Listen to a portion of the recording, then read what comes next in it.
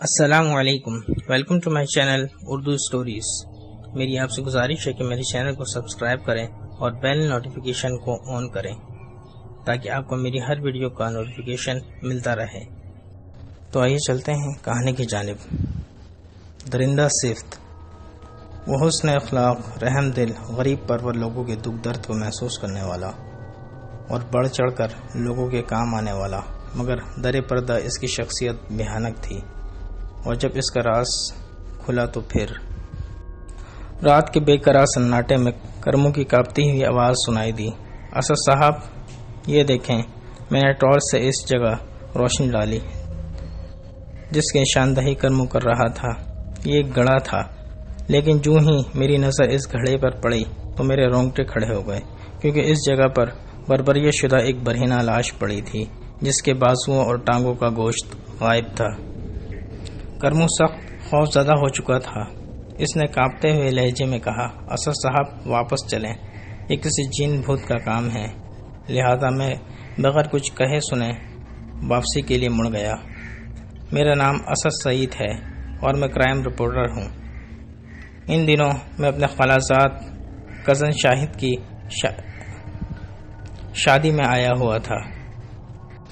شاہد کا گھر جان پور نامی ایک گاؤں میں، اس لیے میں نے 4 دن کی چھٹی لے لی اور امی کے ساتھ جان پور آ گیا۔ شاہد نہ صرف میرا کزن تھا بلکہ اچھا دوست بھی تھا۔ آج بارات جانی تھی، چنانچہ بارات گئی اور دلہن کو لے کر واپس آ گئی۔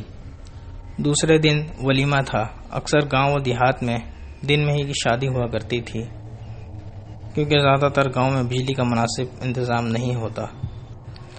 ہم شام کا کھانا کھا کر فارغ ہوئے تھے کہ ایک کھڑکھڑاہٹ کی آواز سنائی دی۔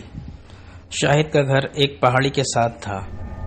پہاڑی کیا تھی، درختوں کی جھرمٹ تھی۔ دن کے وقت بھی ہلکا سا اندھیرا رہتا تھا، رات میں تو وہاں جانے سے بھی ڈر لگتا تھا۔ بہرحال کھڑکھڑاہٹ کی آواز سننے کے بعد سب کے سب سہم گئے، ایک دوسرے کے چہروں کی طرف دیکھنے لگے، گویا آنکھوں ہی آنکھوں میں سوال پوچھتے ہوں۔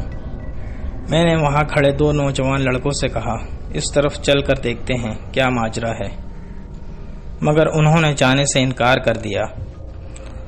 آخر کار کرمو نے کہا، جو شاہد کا پڑوسی تھا، اسد صاحب چلے، میں آپ کے ساتھ چلتا ہوں۔ میں یہ سن کر حیران رہ گیا، جہاں جوان جانے سے ڈر رہے ہیں وہاں ایک 70 سال کا بوڑھا جانے کو تیار ہو گیا۔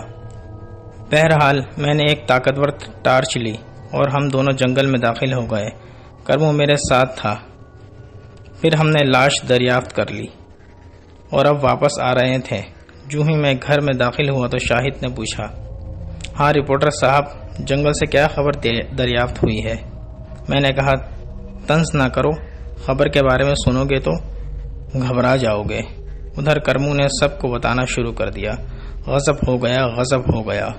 ادھر جنگل میں ایک لاش پڑی ہوئی ہے، کسی جن نے اس کا گوشت کھا لیا ہے۔ لاش اور جن کا سن کر تو وہاں کھڑا ہر شخص خوف زدہ ہو گیا۔ شاہد غصے سے بولا، اسد تم بھی منہ سے کچھ پھوٹو گے یا؟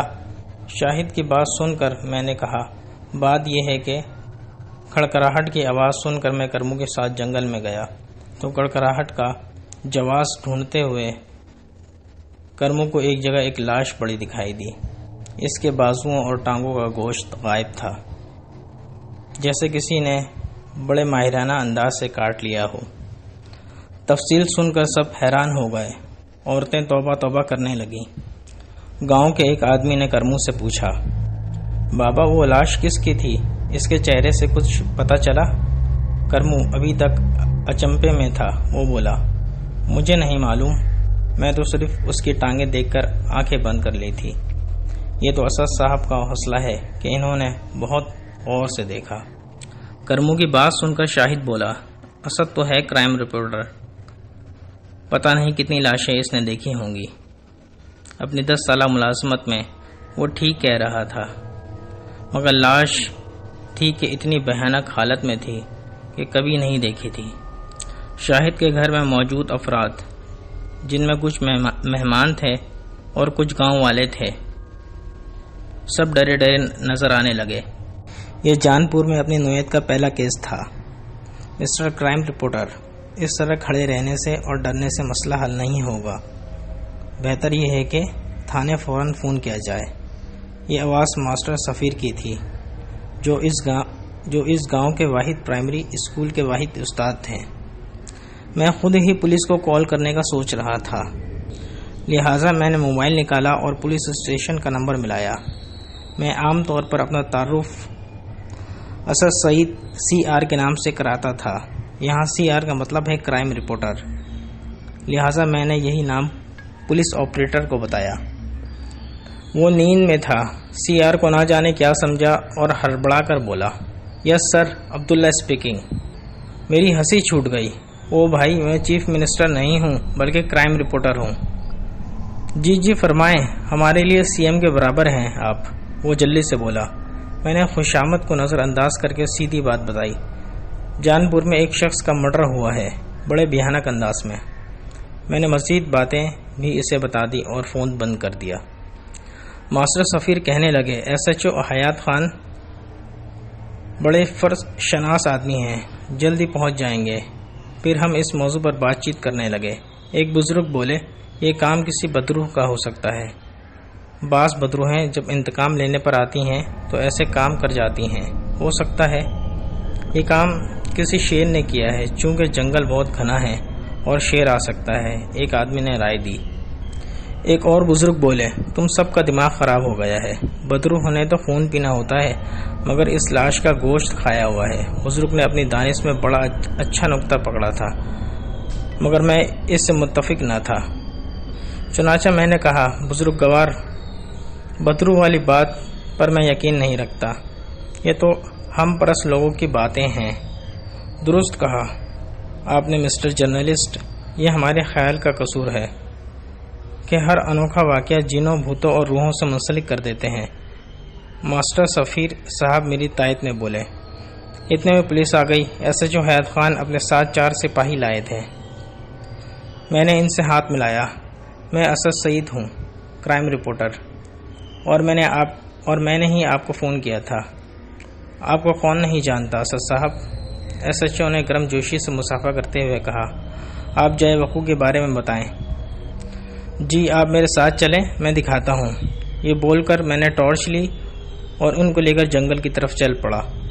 او خدایا، لاش کو دیکھ کر SHO کے منہ سے نکلا، اتنی بھیانک لاش، یقیناً یہ کسی درندے کا کام ہے۔ SHO پھٹی پھٹی آنکھوں سے بولے۔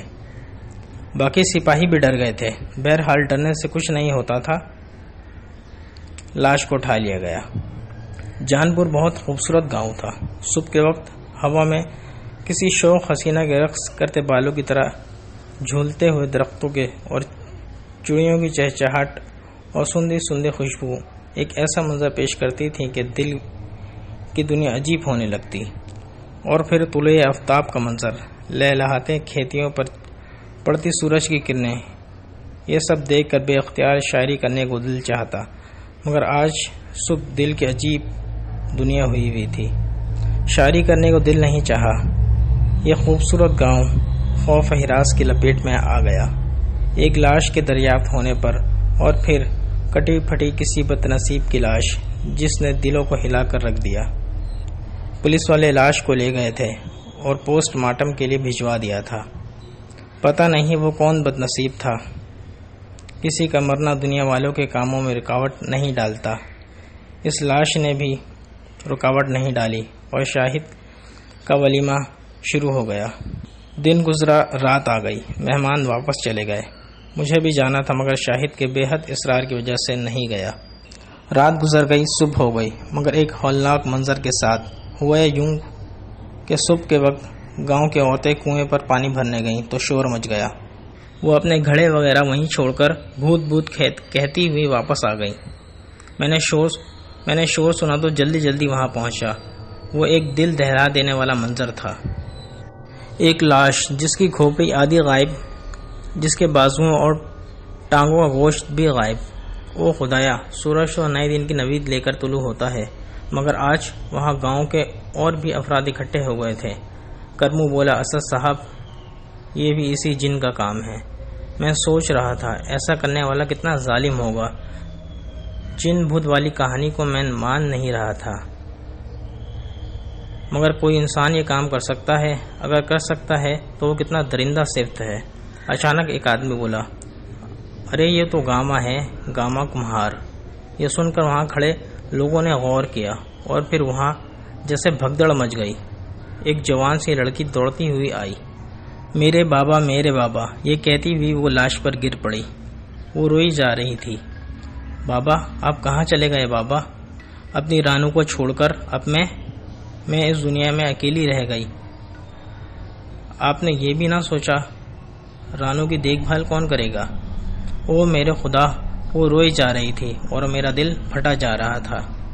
کرمو کہنے لگا، اسد صاحب یہ اس کی بیٹی ہے، گامے کی، چھوٹی سی تھی جب ماں مر گئی، باپ نے ماں بن کر پالا، لیکن آج یہ تنہا رہ گئی۔ اور یہ بول کر کرمو آنسو چھپانے کی کوشش کرنے لگا۔ میری کیفیت بھی عجیب سی ہو رہی تھی۔ میں سوچ رہا تھا کہ یہاں کیوں آیا تھا۔ بہتر ہوتا اگر میں یہاں نہ آتا، یہ تلخ اور ہولناک واقعات کو تو نہ دیکھتا۔ یہ سوچتے ہی میرا ذہن اس آدمی کی طرف چلا گیا جس دن میں جان پور آیا تھا۔ رستے میں مجھے ایک آدمی ملا تھا، کافی سرخ و سفید اور ہٹا کٹا تھا۔ میں نے اس سے پوچھا، آپ کا نام کیا ہے اور کہاں جا رہے ہیں؟ وہ اپنے بارے میں بتانے لگا کہ اس کا نام بشیر ہے اور وہ جان پور میں ایک تاجر کے پاس جا رہا ہے۔ وہ تاجر لاہور کا رہنے والا ہے، مگر شہر کی رنگینیوں سے اکتا کر گاؤں کی قدرتی مناظر کی سیر کو آیا ہوا ہے۔ اس کا نام اکبر خان ہے۔ اسد صاحب پولیس آ گئی۔ کرمو کی آواز نے مجھے چونکا دیا۔ میں نے دیکھا تو حیات خان صاحب سپاہیوں کے ہمراہ آ گئے تھے۔ وہ آتے ہی مذاقن بولے، کیا حال ہے رپورٹر صاحب؟ کیا شہروں میں خبریں ختم ہو گئی ہیں کہ گاؤں میں تلاش کرنے آ گئے ہیں؟ نو سر، میں نے ہنس کر بولا، پتہ نہیں کیوں یہ واقعات وقوع پذیر ہو رہے ہیں۔ پھر وہ لاش کا معائنہ کرنے لگے۔ ان کے چہرے پر فکر و تردد کے آثار تھے۔ میں نے دیکھا رانو خاموشی سے بیٹھی ہوئی تھی، اس کی نظریں باپ کے چہرے پر جمی ہوئی تھیں۔ اچانک میرے دل کو کچھ ہونے لگا، ایک انوکھا احساس، اور میں نے سر کو جھٹک کر ایس ایچ او کی طرف دیکھا۔ وہ لاش کے قریب ہی کھڑے تھے، مگر ان کے ساتھ ایک اور شخصیت بھی کھڑی تھی، بھاری بھرکم، عمر تقریباً 45 یا 50 سال۔ میں نے غور سے اس کی طرف دیکھا تو اس نے بھی نظریں اٹھائیں اور میری طرف دیکھا۔ پھر وہ میری طرف آنے لگا۔ السلام علیکم، میرا نام اکبر خان ہے اور میں لاہور کا بزنس مین ہوں۔ میں نے اس کے سلام کا جواب دیا اور سوچنے لگا، اکبر خان کا نام میں نے پہلے بھی سنا تھا کہیں، پر کہاں؟ پھر مجھے یاد آ گیا، اکبر خان تجارت کے سلسلے میں افریقہ کی طرف جا رہا تھا۔ اس کا جہاز سمندری طوفان کی زد میں آ کر ڈوب گیا۔ اکبر خان کے بارے میں کچھ پتہ نہ چلا کہ وہ زندہ ہے کہ مردہ۔ تقریباً 9 سال بعد اور 1 سال پہلے وہ دوبارہ منظر عام پر آیا، ایک عجیب کہانی کے ساتھ کہ اسے بحری جہاز سے کشتی کے ذریعے کنارے پر آنے میں مدد ملی اور جہاز ڈوب گیا۔ اس طویل عرصے میں وہ ایک افریقی قبیلے میں رہا اور ان کے طور طریقے دیکھتا رہا وغیرہ وغیرہ۔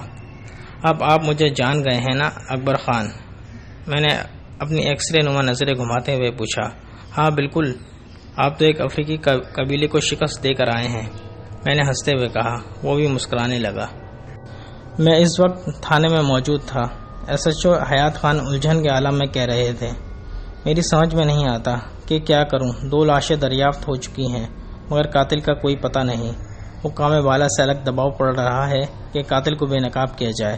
گامے کی لاش پوسٹ مارٹم کے لیے روانہ ہو چکی تھی مگر قاتل کا کوئی پتہ نہیں چلا، اس لیے وہ پریشان تھے۔ ایسا کام کسی جن کا یا بھوت کا ہو سکتا ہے، مگر جنوں اور بھوتوں پر آج کل یقین کون کرتا ہے؟ یہ تو کسی درندہ نما انسان کا کام ہو سکتا ہے، ایس ایچ او حیات خان نے کہا۔ پھر میں بولا، سر یہ کسی اذیت پسند آدمی کا کام ہو سکتا ہے۔ وہ بولے، آپ ہی دیکھیں نا اسد صاحب، کتنا اذیت ناک اور شفقانہ انداز قتل ہے۔ یہ میں نے اپنی سروس بلکہ اپنی ساری زندگی میں اس سے پہلے کبھی نہیں دیکھا۔ پھر ہم اس گفتگو پر اور مزید آگے بڑھ گئے۔ چونکہ میں ایک کرائم رپورٹر تھا، اس لیے حیات صاحب میری بڑی عزت کرتے تھے۔ اچانک مجھے خیال آیا، سر یہاں بشیر نامی ایک بندہ آیا تھا اکبر خان کے پاس۔ میں نے اسی خیال کے تحت پوچھا، کیونکہ پہلے والے آدمی کے بارے میں کوئی پتہ نہیں چلا تھا کہ کہاں کا ہے وہ اور یہاں کیوں آیا ہے۔ ایک دن پہلے وہ لاش دیکھ کر مجھے شک سا ہوا تھا کہ اس آدمی کو میں نے کہیں دیکھا ہے۔ ایس ایچ او نے سوالیہ نظروں سے مجھے دیکھا۔ میں نے کہا، کہیں وہ پہلی لاش اسی آدمی کی تو نہیں تھی؟ ایس ایچ او نے چونک کر مجھے دیکھا۔ اس کا مطلب ہے کہ آپ اسے جانتے ہیں، کیوں نہ اکبر خان کو بلا۔ ان کا فکرہ منہ میں ہی رہ گیا۔ ایک سپاہی نے آ کر اطلاع دی کہ اکبر خان آیا ہے اور ایس ایچ او سے ملنا چاہتا ہے۔ ایس ایچ او نے اسے اندر آنے کو کہا۔ اکبر خان اندر آیا اور ہاتھ ملا کر بیٹھ گیا، پھر بولا، انسپکٹر صاحب میرا ایک نوکر غائب ہے۔ ایس ایچ او نے پوچھا، کون ہے اور اس کا نام کیا ہے؟ اس کا نام بشیر ہے اور میرا پرانا نوکر ہے، یہاں میرے پاس آیا تھا مدد کے لیے۔ ایس ایچ او نے میری طرف دیکھا، پھر بولے، کہیں وہی بشیر تو نہیں جو آپ کو ملا تھا؟ میں نے کہا، وہی ہوگا سر، کیونکہ اس نے اکبر خان کی طرف جانے کا ذکر کیا تھا۔ پھر ایس ایچ او نے میری بات پر متفق ہو کر اکبر خان کو بتایا کہ پہلے دریافت ہونے والی لاش بشیر ہی کی تھی۔ یہ سن کر اکبر خان گلوگیر آواز میں بولا، وہ اپنی بیٹی کی شادی کرنے والا تھا، اسے پیسوں کی سخت ضرورت تھی، اس لیے میرے پاس آیا تھا، مگر اسے کیا پتا تھا کہ واپس نہیں جا سکے گا۔ میں افسردہ سانس خارج کر کے بولا۔ میں گھر پہنچا ہی تھا کہ شاہد نے سوال داغ دیا، ہاں جی رپورٹر صاحب، کیا کہہ رہا تھا ایس ایچ او؟ وہ کیا کہے گا، خود پریشان ہے ایسے انوکھے کیس کی وجہ سے۔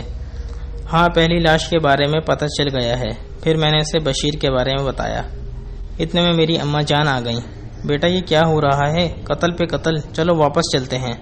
میں نے انہیں تسلی دی۔ پھر یہ دن بھی گزر گیا۔ رپورٹر کی حیثیت سے مجھے کیس کی مکمل رپورٹ لے جانی تھی کہ اپنے اخبار میں شائع کرا سکوں۔ رات آ گئی، گاؤں میں ایک طرف سے رونے کی آواز آنے لگی، بڑی دردناک آواز تھی۔ یہ رانو تھی، اپنے باپ سے جدائی کا غم تھا اسے۔ ویسے وہ کتنا درندہ صفت آدمی تھا مارنے والا، یہ بھی نہ سوچا کہ اس کے مرنے سے کتنی آنکھوں میں آنسو آئیں گے۔ رانو کی آواز سن کر میرے دل کو کچھ ہونے لگا۔ کیا یہ وہ لافانی جذبہ ہے جسے محبت کہتے ہیں؟ لا حول ولا قوت۔ میں نے سر جھٹکا، میں یہاں محبت کرنے نہیں آیا تھا۔ صبح ہو گئی، سورج طلوع ہوا، دو خبریں لے کر، ایک خوشی کی اور ایک غمی کی۔ گاؤں کے ایک اور آدمی فضلو کی لاش دریافت ہوئی ہے، بڑے بھیانک انداز میں، اور خوشی کی یہ کہ فضلو کو لاش بنانے والا بھی دریافت ہو گیا تھا۔ میں فٹافٹ تیار ہو کر تھانے پہنچا۔ ایس ایچ او اپنے کمرے میں بیٹھے ہوئے تھے، وہ تھکے تھکے نظر آ رہے تھے، جیسے ساری رات جاگتے رہے ہوں۔ میں نے تجسس سے پوچھا، سر وہ کون درندہ ہے؟ وہ مسکرائے اور بولے، اسد صاحب جلد آپ کو پتہ چل جائے گا۔ پھر وہ مجھے لے کر حوالات کی طرف آ گئے۔ قاتل کو دیکھ کر میرے دماغ کا فیوز پھک سے اڑ گیا۔ مجھے اپنی آنکھوں پر یقین نہ آیا۔ ایس ایچ او کہہ رہے تھے، وہی اسد صاحب تقریباً 9 سال افریقیوں میں رہنے کی وجہ سے یہ بھی آدم خور ہو گیا ہے۔ وہاں سے کسی طرح بھاگ کر واپس تو آ گیا، مگر آدم خوری کی لت نہ گئی، اسی لیے لاہور کو چھوڑ کر دور گاؤں میں ڈیرا لگا لیا۔ اس نے سوچا کہ گاؤں میں مزے سے آدم خوری کرے گا، مگر خدا ہر جگہ موجود ہوتا ہے۔ ایس ایچ او نے کہا، میں حیرت کے سمندر میں غوطے لگا رہا تھا۔ سامعین، آپ سمجھ تو گئے ہوں گے کہ قاتل کون تھا۔ نہیں سمجھے تو میں بتا دیتا ہوں کہ وہ کوئی جن نہیں تھا، نہیں بھوت تھا، بلکہ لاہور کا معروف بزنس مین، خونی درندہ اکبر خان تھا۔ سامعین، یہ کہانی یہیں اختتام پذیر ہوئی۔ آپ کو یہ کہانی کیسی لگی؟ مجھے نیچے کمنٹ باکس میں کمنٹ کر کے اپنی قیمتی رائے سے ضرور آگاہ کیجیے گا، اور اپنا بہت بہت خیال رکھیے گا۔ اللہ حافظ۔